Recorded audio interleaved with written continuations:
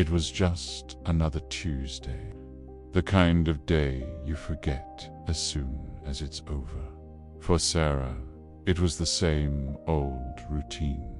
Work, gym, a quick stop at the grocery store for dinner.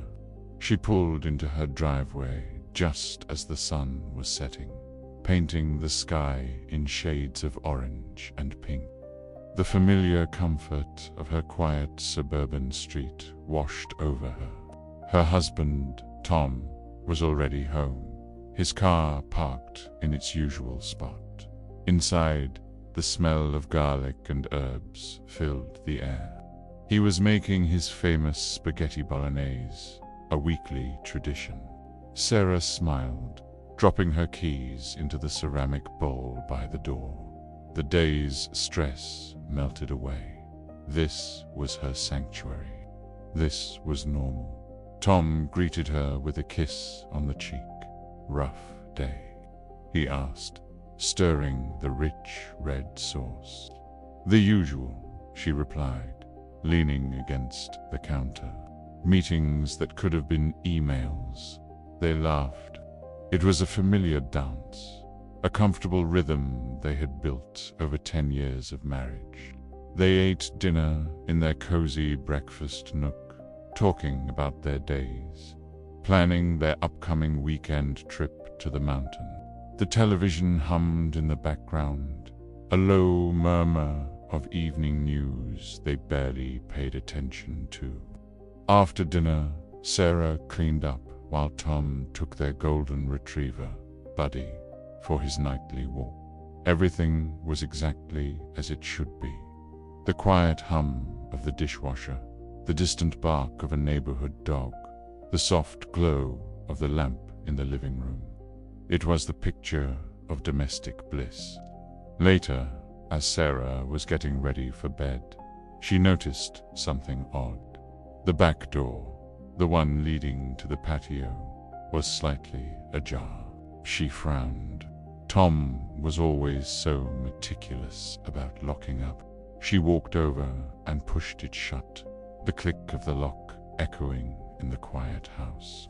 "Honey," she called out, "did you leave the back door open?" Tom's voice came from the bedroom. "No, I don't think so. I locked it after I let Buddy in." A tiny, cold knot formed in Sarah's stomach. She tried to dismiss it. Maybe she was mistaken. Maybe she'd left it open earlier and forgotten. She was tired, after all. But the feeling lingered, a quiet, unsettling whisper in the back of her mind. She went back to the bedroom. Tom was already in bed, scrolling through his phone. He looked up and smiled at her. "Everything okay?" She forced a smile back. "Yeah, just tired." She climbed into bed, the familiar weight of the comforter feeling heavier than usual. She tried to sleep, but her mind was racing. The open door, it was nothing, she told herself. Just a simple mistake. But why did it feel like a warning? The house, which had always felt like a safe haven, suddenly seemed full of shadows. Every creak of the floorboards, every gust of wind rattling the window panes, made her jump. She lay there for what felt like hours, listening to the silence, a silence that now felt charged and threatening. Around 2 a.m., she was startled awake by a noise from downstairs. It wasn't loud, just a soft thud, like something being set down on the wooden floor. Her heart hammered against her ribs. Tom was fast asleep beside her, his breathing deep and even. It was probably just Buddy, she thought, trying to calm herself. The dog sometimes knocked things over in his sleep. She strained her ears, listening. Silence. She was being paranoid. The open door had her on edge. She closed her eyes, begging for sleep to take her again. But then she heard it again. a floorboard creaking on the stairs. Slowly, deliberately. This was not the dog. Terror seized her.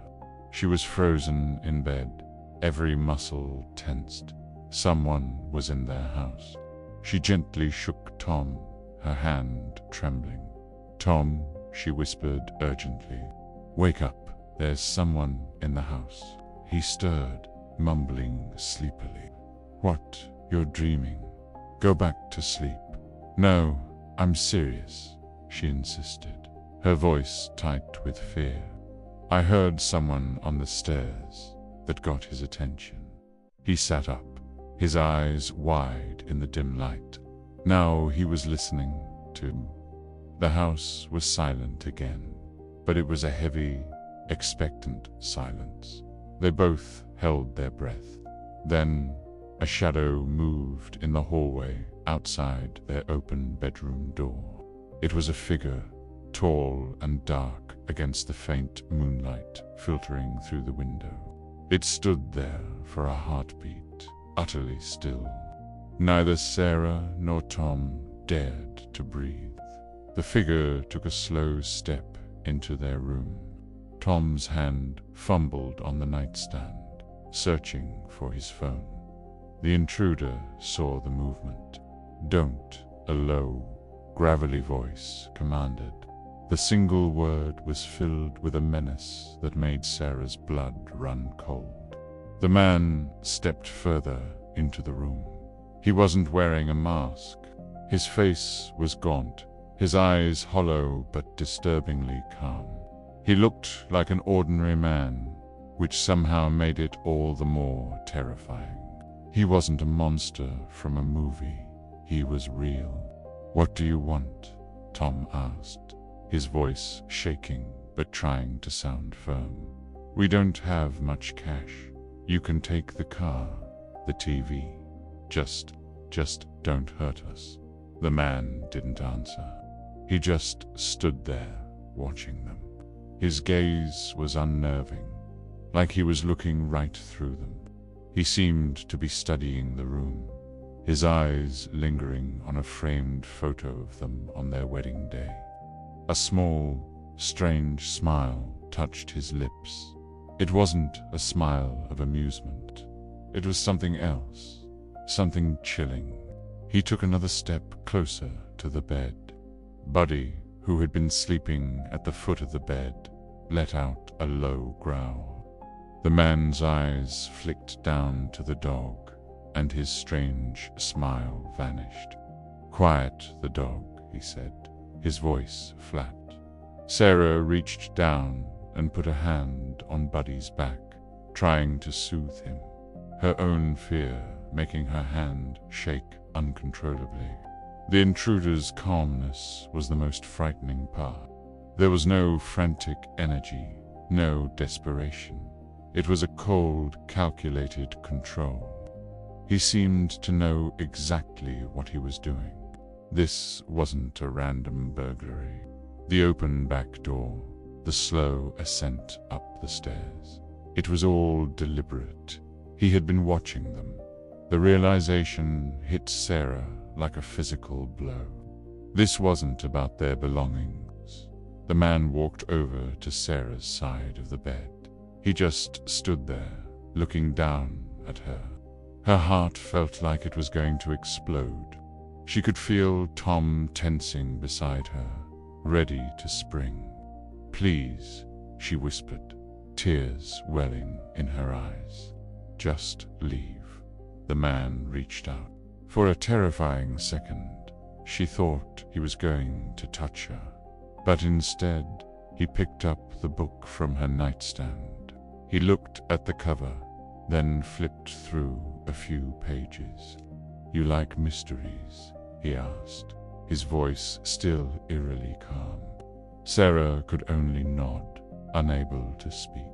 He set the book back down, perfectly aligned with the edge of the nightstand.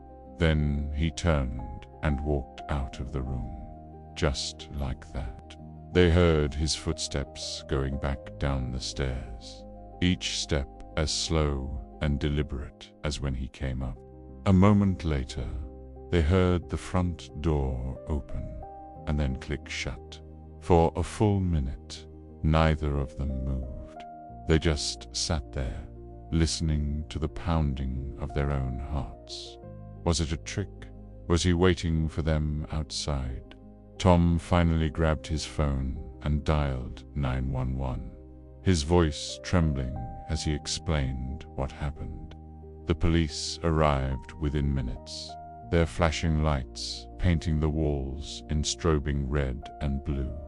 They swept the house, but he was gone. There were no signs of forced entry. He had simply walked in through the unlocked back door. They never caught him. For weeks, Sarah and Tom lived in a state of heightened alert. They installed a new security system with cameras and motion detectors. They double-checked every lock 3 or 4 times before bed, but the sense of security was gone. Their sanctuary had been violated. The man hadn't taken anything. He hadn't physically harmed them, but he had stolen something far more valuable: their peace of mind. Why did he come? What did he want? The questions haunted them. Sarah often thought about his calm demeanor, his hollow eyes, the way he looked at their wedding photo.